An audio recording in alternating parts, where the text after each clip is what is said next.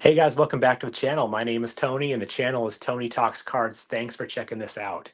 This is going to be the third of three videos in my Whose Baseball Glove Is It mini-series I've been doing.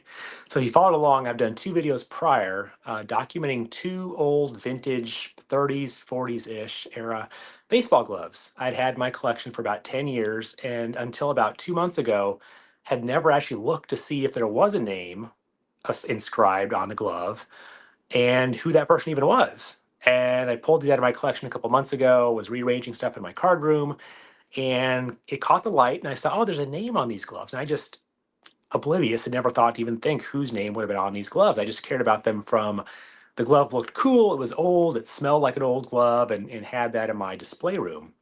So this episode is the third of three, and this is going to be a player I didn't know anything about prior to seeing his name on this glove, but have since bought actually two things to kind of add to my display around my other gloves and this glove in my card room.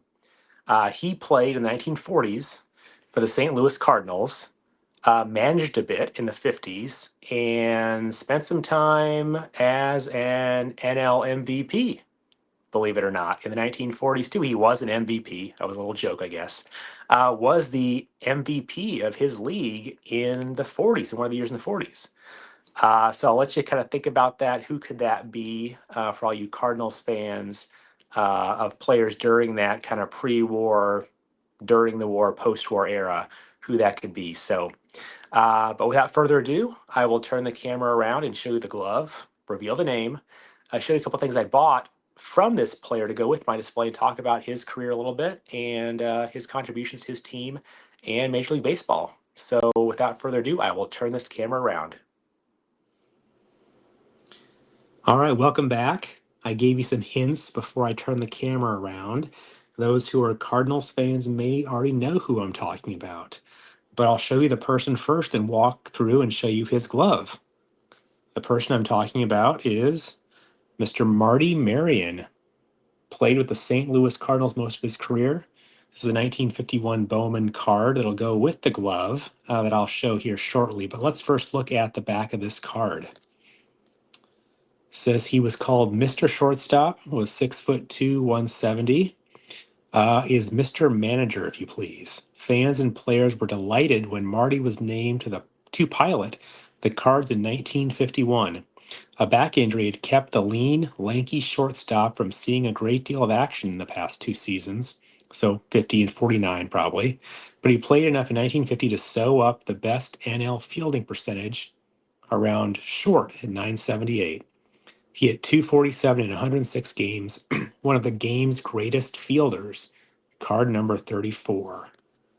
I'll tell you what, I did not know about Marty Marion before doing some research on him and joining YouTube. I'm more of a focused collector and didn't know much about kind of the pre-war, during war, and post-war era. Some of these guys who weren't in the Hall of Fame, but were really meaningful and well-known names in households during their time. So this is a 1951 Bowman card of Marty Marion. You can see here. He played shortstop and looks like he's about to throw that ball from short across to first base. Look at that clear glove, the clear white ball there, and the Cardinals logo on his jersey. So a bit about Mr. Marty Marion. He played from 1940 to 1953.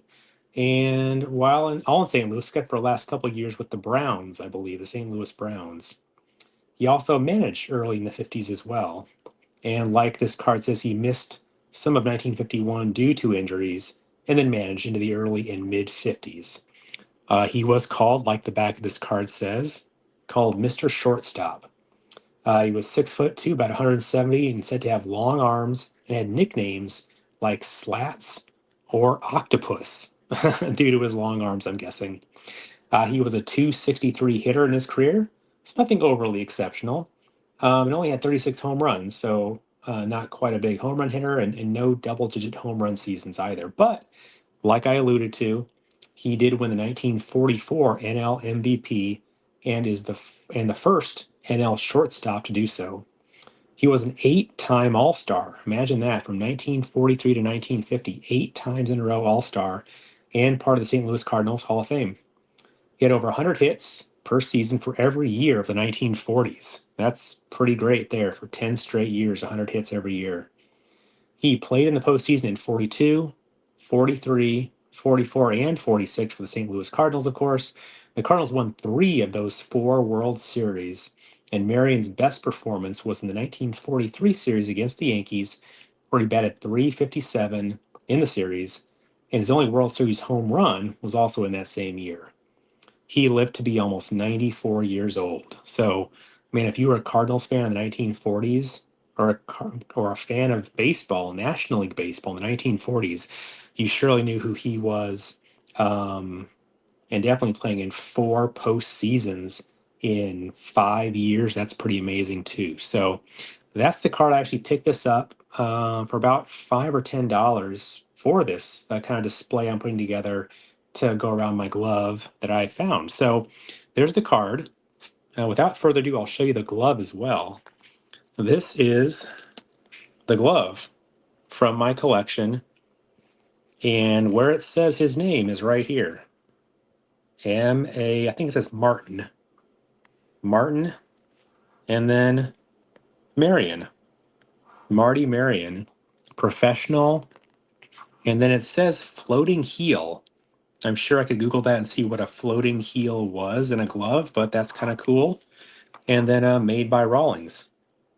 So that is the glove. And again, didn't know his name was on this until just a few months ago.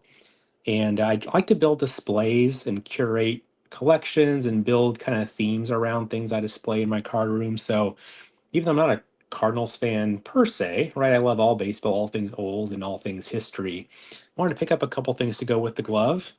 And that's where this card came in as well. A nice card for just a handful of dollars here. So, and I also like the fact that in his picture here, you can see his glove.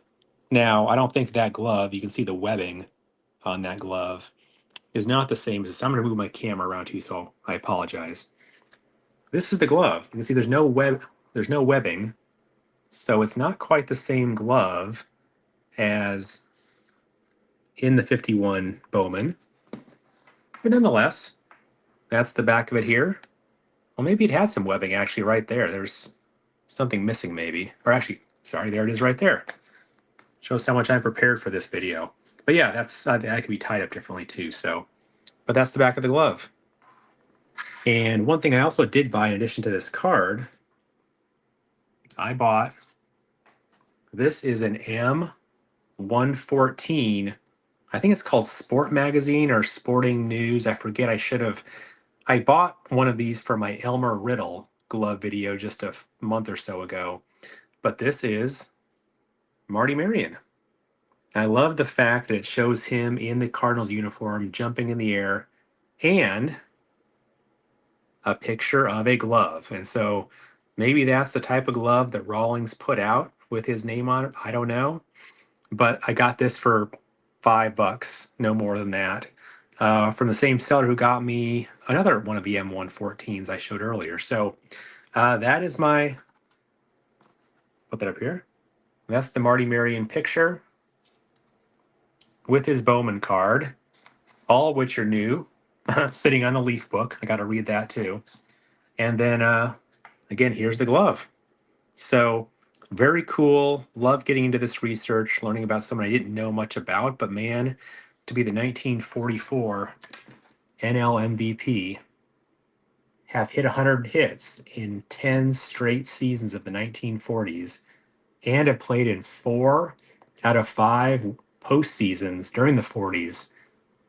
That guy was a well-known name back then. So glad to learn more about him, and glad to add these things to my collection. So thanks for sticking with me and learning about the third of the 3 gloves from my collection. Hope you enjoy. Leave a comment if you know something more about Marty's career, cards you may own, stories, etc. Love to hear about those too. So thank you again for liking, subscribing, and commenting, and I will come back to you soon. Take care.